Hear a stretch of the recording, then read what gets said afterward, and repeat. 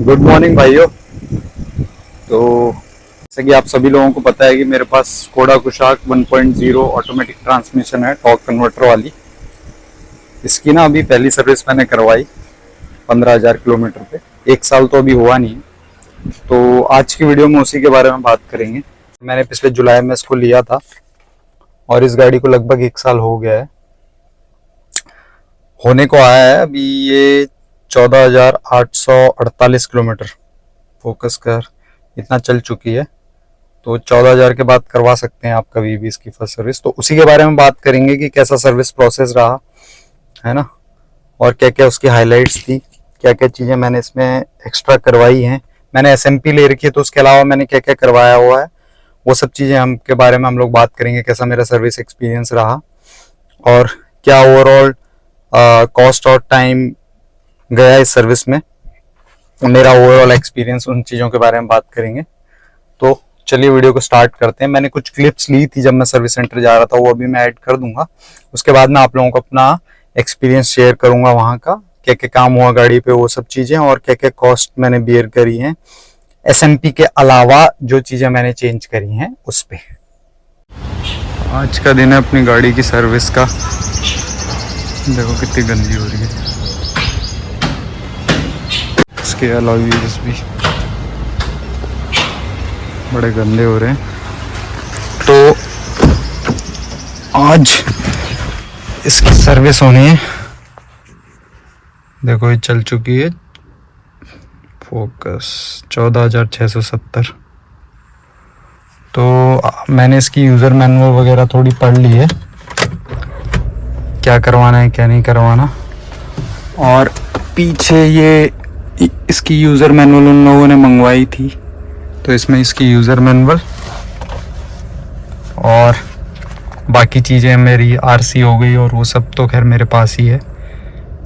Insurance वगैरह की एक कॉपी उसमें भी पड़ी है, एक मैं गाड़ी में रखता हूँ। तो ये है। चलिए मैं आप लोगों को बताऊँगा कैसा रहता है मेरा एक्सपीरियंस पहली सर्विस का स्कोडा कुशाक की। और ये मेरी फ्री सर्विस है, एसएमपी लिया था मैंने, जो इनका सर्विस में मेंटेनेंस पैकेज होता है वो। तो उसके अंडर क्या क्या आएगा, एसएमपी का जो कॉपी है वो भी मैंने पढ़ लिया है कि उसमें क्या क्या होगा फर्स्ट सर्विस में कवर। तो चलो सर्विस सेंटर में मिलता हूँ आपको। अगर उन लोगों ने थोड़ा बहुत वीडियो बनाना अलाउ किया, वैसे तो नहीं करेंगे, तो मैं बीच बीच में थोड़ा बना दूंगा। और ये जो सीट कवर्स का काम है ना, वो भी होना है आज। पीछे के जो सीट कवर्स हैं, मैंने कुछ पार्ट्स ऑर्डर किए हैं, जो इसका आर्मरेस्ट पूरा फाड़ा हुआ है अंदर से, और जो मिडिल की सीट बेल्ट है तोड़ी हुई है, उसके रिगार्डिंग। तो चलो वो भी देखते हैं, मिलते हैं आपको सर्विस सेंटर पे। तो भाई वो पहुंचने वाले हैं हम लोग सर्विस सेंटर स्कोडा के, स्टेलर स्कोडा। इसी के बगल में देखिए वोक्सवैगन का भी है यहाँ पे, और आगे स्टेलर स्कोडा भी है। ये रहा किया के जस्ट बगल में स्कोडा का लोगो दिख रहा होगा।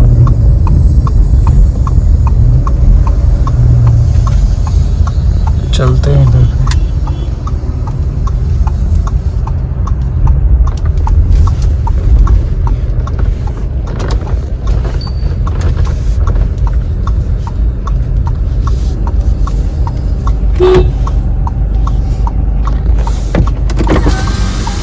सर्विस में 683।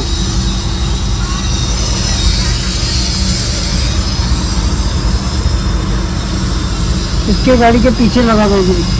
ठीक,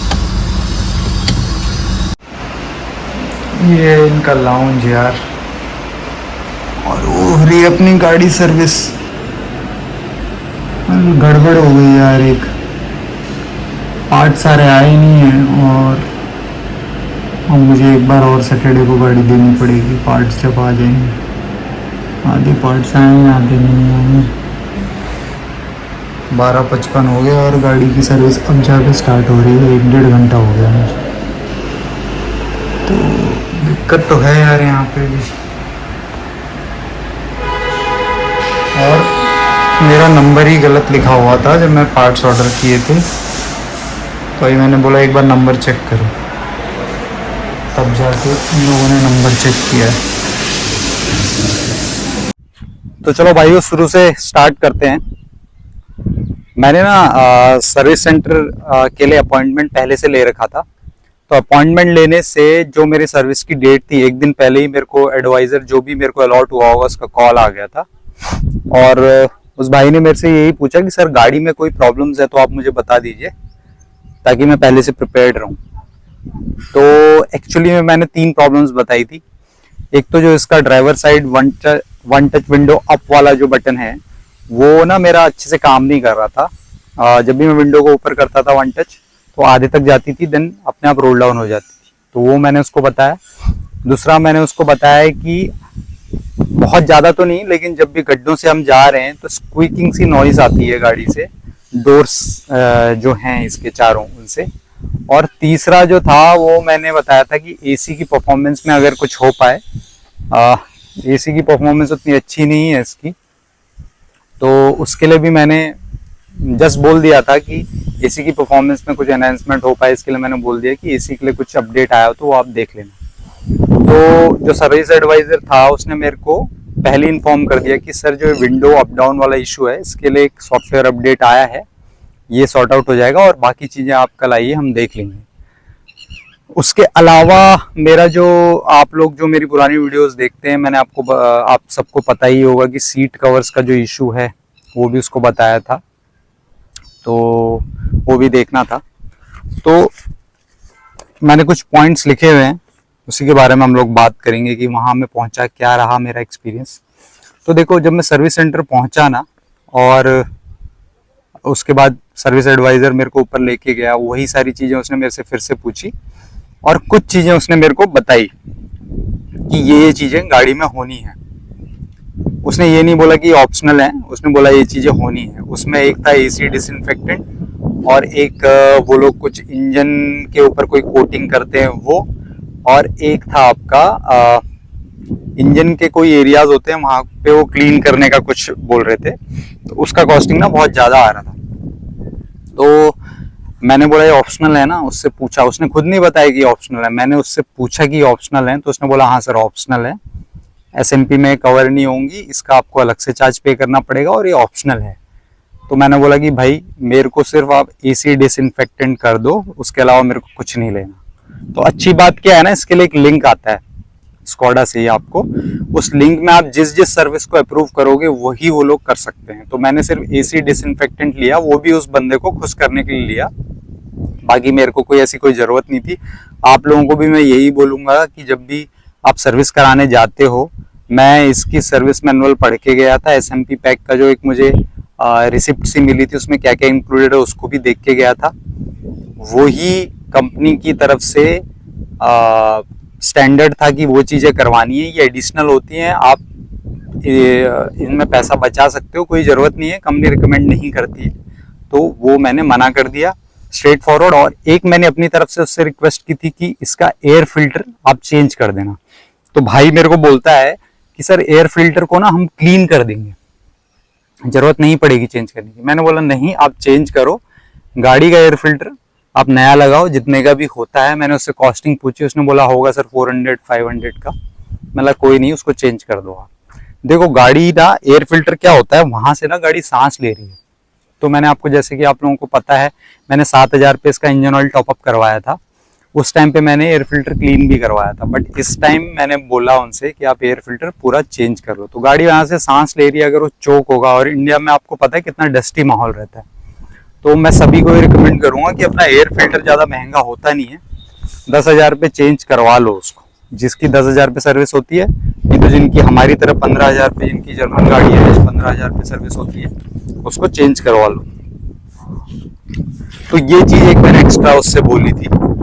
और एसी डिसइंफेक्टेंट तो खैर वही लोग रिकमेंड कर रहे थे, और उसी को खुश करने के लिए सर्विस सेंटर वाले को मैंने वो चीज़ बोल दी थी। अब देखो ये सब प्रोसेस में ना टाइम बहुत लिया उन लोगों ने, मतलब वहां मेरे को काफी देर बैठना पड़ा सर्विस एडवाइजर के पास। मतलब 2-3 साढ़े 3 घंटे बाद गाड़ी मेरी बे में आई है, जहाँ सर्विस बे होती है वहां पे। और सबसे बड़ी बात यह है कि उन लोगों ने क्या किया, जो पार्ट्स मैंने ऑर्डर किए थे अपने सीट कवर्स में, जो दोबारा से डलवाने वाला हूँ, इसमें इश्यू हुआ है आर्मरेस्ट, उन्होंने सीट कवर्स मेरे से बिना पूछे किसी और को दे दिए, जो मैं बोल के गया था कि आप इसको रखिएगा, अगर पेमेंट करना है तो मैं पे कर देता हूँ। जब मैं लास्ट टाइम गया था तो उन्होंने मना कर दिया था, बट अभी इस बार जब मैं आया तो उन्होंने सीट कवर किसी और को अलॉट कर दिए थे। मैं उस टाइम उनसे पहले भी पूछा था कि पे करना है तो मैं कर देता हूँ, आप किसी को और को मत दीजिएगा। और जब मैं इस बार गया तो सीट कवर्स नहीं थे, तो ये काम मेरा रह गया, जो कि उन्होंने मेरे को सैटरडे बोला था, दिस सैटरडे। अभी कल जो सैटरडे था उस सैटरडे में भी ये काम नहीं हो पाया क्योंकि पार्ट्स फिर से नहीं आए। अब मुझे मंडे की डेट दी गई है, तो ये इशू तो है ही।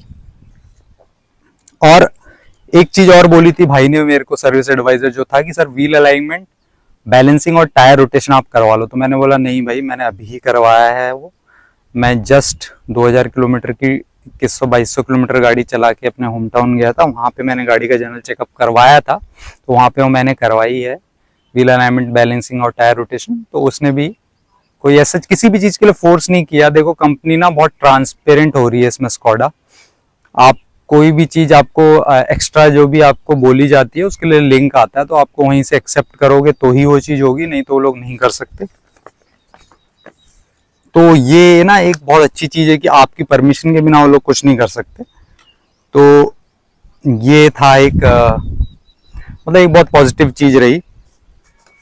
और देखो जो जो सर्विस, जो जर्नल एसएमपी में जो जो होता है, ऑयल चेंज होता है और सब कुछ चेक होता है, सारे लिक्विड्स चेक होते हैं, जहाँ चेंज होना है वो सब होता है, वो सब तो हुआ ही। और ये 15,000 किलोमीटर वाली मेरी एसएमपी थी, तो मुझे ऐसा कुछ पे नहीं करना पड़ा।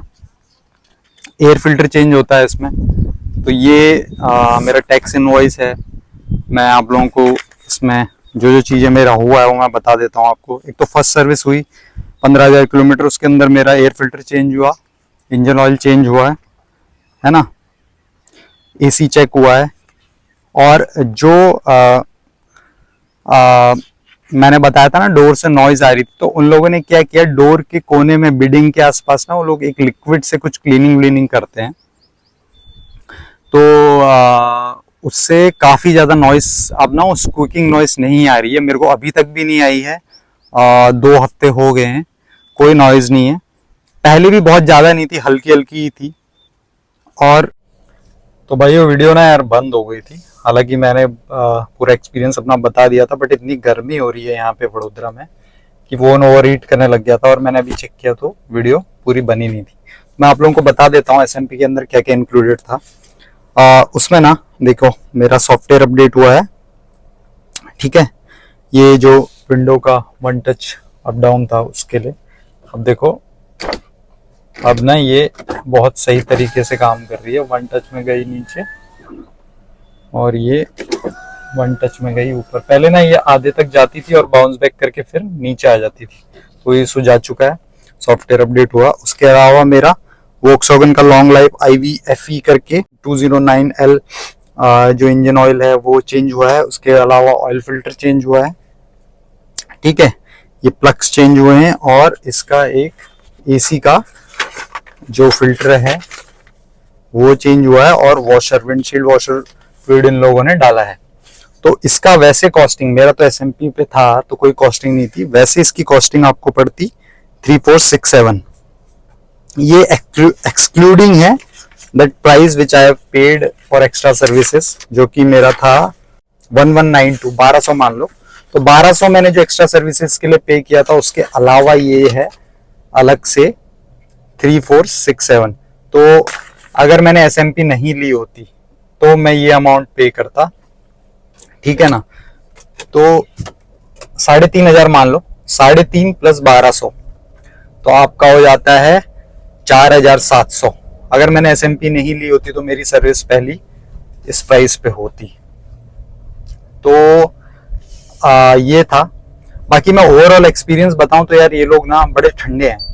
मतलब मैं गाड़ी देने के बाद मैं 4 साढ़े 4 घंटा वहां रुका, और सर्विस स्टार्ट हो गई थी, मैंने थोड़ी सी देखी भी, बट सेम डे ना मेरे को कुछ काम था। देखो छुट्टियां इतनी होती नहीं है, तो उस दिन सैटरडे था और मेरी डॉटर भी छोटी है, तो उसको टीका लगना था एक, तो मुझे वहां भी जाना था। तो मैं घर आ गया था कैब लेके और अपने काम वाम करवा के मैंने भाई को कॉल किया और आप सच नहीं मानोगे, मैंने उसको लगातार कॉल कर रहा था कि मेरे को गाड़ी कब तक मिलेगी, और वो बोल रहा था सर मैं आपको इन्फॉर्म करता हूँ। और मेरे को एक्चुअली में गाड़ी मिली है 6:30 बजे, और मतलब मेरे को ना उसको वहां से जाने के बाद 4 से 5 बार कॉल करना पड़ा अपडेट्स लेने के लिए। तो ये हाल था, ये नहीं होना चाहिए।